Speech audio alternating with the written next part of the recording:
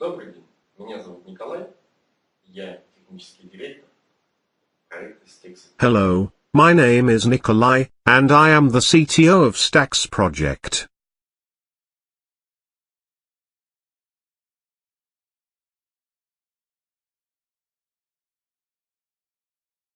How will the ICO be marketed to a larger audience?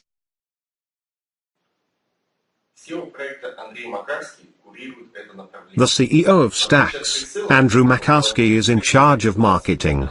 Unlike pre-sale, where we had zero funds for marketing, now we will use part of the pre-sale funds for ICO marketing on blockchain-related resources and websites.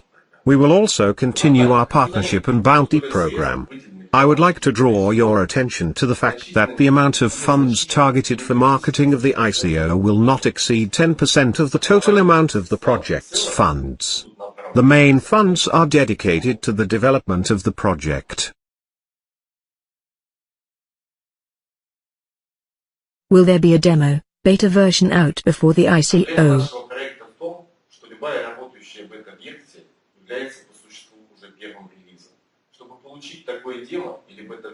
The STeX project is so complex that the prototype is very close to its final release. To produce a demo or a prototype, we need many internal modules to be already in place. We found only one solution in this situation. Some modules will be packed as separate services and released on our website before the ICO. This will give STeX community the ability to trace the development process, at least partially. Once exchange is open for business, what strategies will you have to bring both coins to site for trading, and the people to come to use the exchange? I see that Binance is offering free tokens, promoting coins for the week, things to bring both coin and customer to the site. Did you have plans to do similar?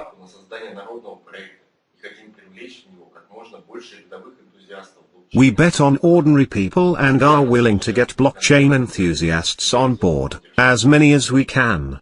We are constantly improving the project, reflecting advisors and community's feedback, building user-friendly service and interface. First users will be STE token holders, for sure. We will create our own liquidity pool from the funds raised during the ICO. The outstanding amount of the new trading instruments will make marketing easy and effective. We do not have plans for any free tokens or that sort of things. Just the best service, the biggest liquidity pool, and all we have to do when it is ready is to tell each and everybody about all the amazing features and opportunities of the STeX exchange. The project has so many unique features and benefits that the marketing idea is easy. All we need to do is to use the marketing budget wisely. As all earnings will be distributed among token holders, excluding expenses, what will happen if expenses exceed earnings, and no money raised via pre-ICO and ICO is left? And in that regard, will liquidity that is needed to run the exchange be considered as expenses?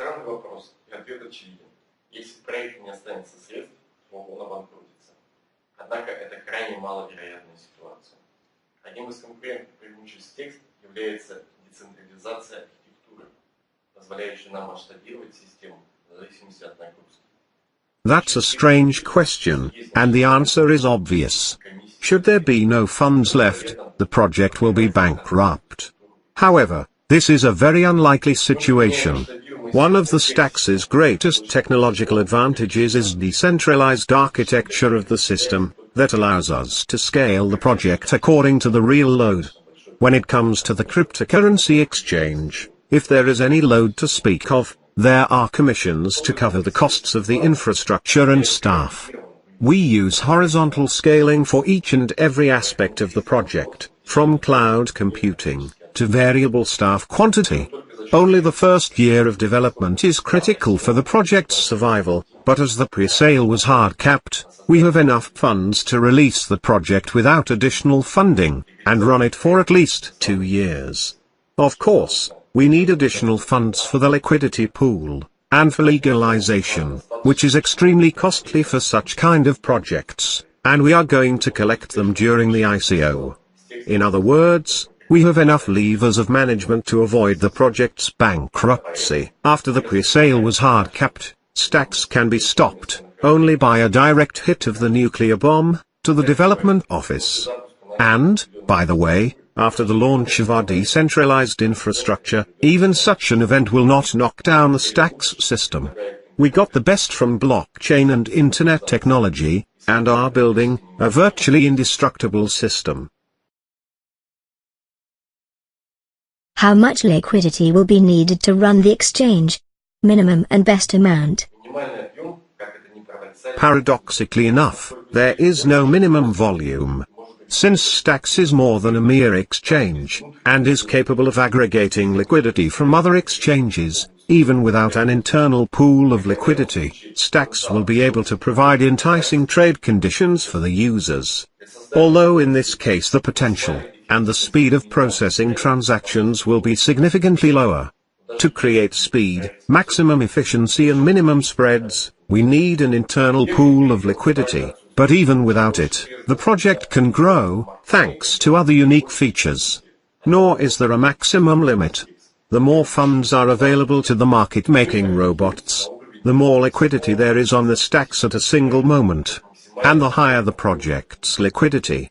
We were aiming at 100,000 to 300,000 of ETH, as the most comfortable volume for the pool of liquidity. We would very much like to see STeX as a core player on the cryptocurrency market, the mere advent of which will lead to an increased volume of transactions.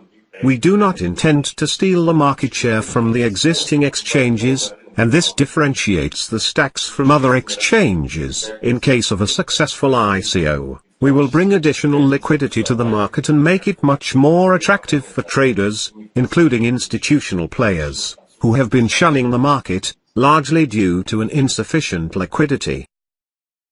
STeX says it will be an exchange aggregator. Can you please explain how that will work? Can't other exchanges simply refuse to work together with STeX? And how much will be earned percentage-wise per transaction when using another exchange? In fact, STeX intends not only to aggregate liquidity from other exchanges but also supply it to other exchanges. In any case, such activity is beneficial to other exchanges, since we increase the number of operations and, therefore, commissions. Even if a certain exchange does not enter into a partner agreement with us, which is counterintuitive, we can always join it using public API or other interfaces. They even might not be aware that we are working with them. The financial result of such transactions might range from null to quite a positive one, because not all exchanges are balanced by arbitrages and there are enough interesting possibilities for arbitrage on the market. What are the marketing strategy plans for the main ICO, and how will that be different to pre-ICO marketing? In a nutshell, for the pre-sale we used social promotion, although this was prompted by our wish to prove to ourselves that we are capable of promoting a large-scale project without attracting a startup capital from venture investors. However, the preliminary agreement had been reached and we had a major investor, who was prepared to provide the funds should anything go amiss. For the ICO we are using, among other things, traditional methods of promotion, but at the same time we are trying to preserve the spirit of public and clever marketing, whereby minimal investments bring maximum benefit for the project. How do you plan to bring together the community, and grow the STeX community? Will there be a Telegram channel, or Slack, preferably not Slack due to all the scams out of Slack due to the Slackbot bug, or creating a STeX community dashboard? We are planning to introduce a blockchain voting system for STE holders to ensure the most democratic way of making decisions which are significant for the project. To date, the main channel of communication is Telegram. It might change in future, however, it is a bit premature to speak of that. There was an exchange that tried doing this, Alcurix, using the APIs from some exchanges and would not collect any fees. But then, BTCE got closed down, and all the funds our clerks held there were stuck, and users lost money, or are still waiting for BTCE to refund. Will STeX have to also keep funds on exchanges, to be able to aggregate trade, or how will funds stay safe from a situation like this? As it has been mentioned above, the bulk of operations must be carried out inside the STeX exchange itself. According to the Financial Security Protocol, the maximum risk per one counterparty shall not exceed 1% of STEX's own funds. In practice, this means that if one exchange disappears or ceases to operate like BTCE, project losses would amount to less than 1% and would have no bearing whatsoever upon average users. In addition, we intend to actively use decentralized exchanges where funds are securely protected by the blockchain technology per se. In Telegram, there has been talk about a forecasting being done with the Wings Foundation. What is the current status with this? We hope we will succeed in launching the forecasting of our ICO with the Wings, especially on their new platform to be released in early November. How it pans out, time will show. The founders have a large percentage of tokens. What guarantee do we have that they will not be dumped? Have they been frozen for a certain time period? Freezing your portion of tokens for 6-9 months will tell the investors how serious you are about the project. Is this something that is already happening, and if not, can you change the smart contract to bring assurance to your investors? We did not plan to make a separate provision for restricting token sale by the founders, primarily because we, like nobody else, understand the enormous potential of the project, and the thought of selling our own portion of tokens has never crossed our minds. STE were created as having a true intrinsic value and, to all intents and purposes, very few tokens can boast of such standing. However, if, due to some reason, we have to reissue the smart contract, such a provision might be added if this indeed brings increased assurance to STE holders. How do you estimate the ratio of the token holder users versus outsider users?